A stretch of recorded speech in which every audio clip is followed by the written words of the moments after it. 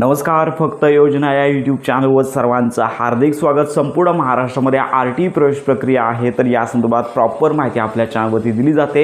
1 किलोमीटरची अट रद्द झाल्यानंतर आरटी प्रवेश प्रक्रियेअंतर्गत जे अर्ज आहेत साधारणतः 2,80,000च्या आसपास एवढी संख्या गेलेली आहे। त्यामुळे पुन्हा आरटी प्रवेश प्रक्रियेअंतर्गत मोठी स्पर्धा निर्माण झालेली आहे, कारण का ज्या पालकांना 2 किलोमीटर 3 किलोमीटर त्यापेक्षा जास्त अंतरावरील शाळा देता येत नव्हत्या, अशा पालकांसाठी आता हा ऑप्शन उपलब्ध झाल्यामुळे पालकांच्या आरटी अंतर्गत नोंदणी वाढलेली आहे आणि याचबरोबर ज्या शाळा उपलब्ध नव्हत्या अशा शाळा देखील उपलब्ध झालेल्या असल्यामुळे पालकांना आपल्या मनाप्रमाणे शाळांची लिस्ट देता आलेली आहे। तर आता अनेक पालकांचा प्रश्न आहे की आम्ही आरटीचा फॉर्म भरलेला आहे, मग याच्या पुढची प्रोसेस काय राहणार आहे, त्याची लॉटरी कधी लागणार आहे, तर या संदर्भात आजच्या व्हिडिओमध्ये आपण कन्फर्म माहिती घेणार आहोत। तर साधारणतः लक्षात घ्या की आरटी अंतर्गत जी मुदतवाढ झालेली आहे ती 31 मार्चपर्यंत आहे। कदाचित ही अंतिम मुदत असू शकते, त्यामुळे ज्या पालकांनी आरटी अंतर्गत आपल्या पाल्याचा फॉर्म भरला नसेल तर त्यांनी 31 मार्चची वाट न पाहता लवकरात लवकर फॉर्म भरून घ्यायचा आहे,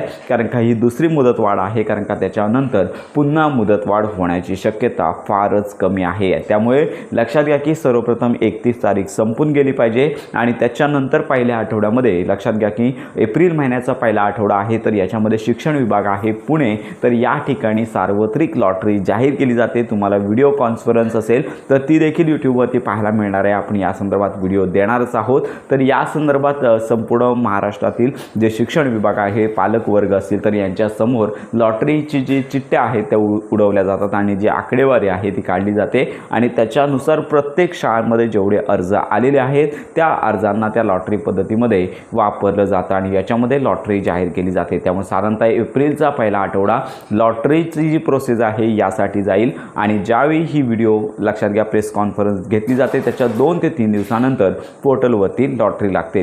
तर 31 मार्चपर्यंत मुदतवाढ देण्यात आलेली आहे अर्जासाठी। तर याच्यामध्ये मुदतवाढ झाली नाही तर साधारणतः एप्रिलच्या पहिल्या आठवड्यामध्ये लॉटरीची प्रोसेस केली जाईल आणि एप्रिलच्या दुसऱ्या आठवड्यामध्ये साधारणतः लक्षात घ्या की दुसऱ्या आठवड्यामध्ये लॉटरी आहे ती लागू शकते। तर ही आताची सद्यस्थिती आहे। त्यामुळे संपूर्ण महाराष्ट्रातील पात्र जे पालक आहेत की त्यांनी ऑनलाईन फॉर्म भरला म्हणजेच लक्षात घ्या की लगेचच तुम्हाला शाळा लागणार नाही आहे, त्यासाठी लॉटरी लागावी लागते।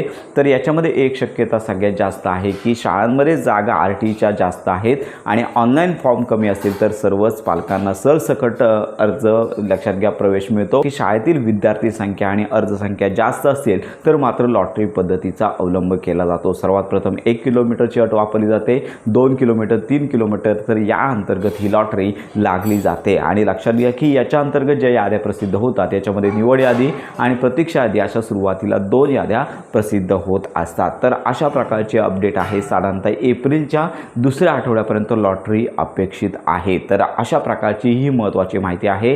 पालकांना प्रतीक्षा करायची आहे, लवकरच या संदर्भातली प्रोसेस केली जाणार आहे। साधारणतः 1 किलोमीटरच्या अटीची जी लक्षात घ्या की अट जी होती तर याच्या विरुद्ध अपील करण्यासाठी जो वेळ लागला तर त्याच्यामुळे आरटी प्रवेश प्रक्रिया यावेळी उशिरापर्यंत चालत आहे। त्यामुळे साधारणतः अशा प्रकारचं शेड्यूल पुढे राहणार आहे। जर तुमच्या काही शंका असतील आरटी प्रवेश प्रक्रियेअंतर्गत जर काय तुमचे प्रश्न असतील तर या व्हिडिओच्या कमेंट बॉक्समध्ये नक्की कळवा।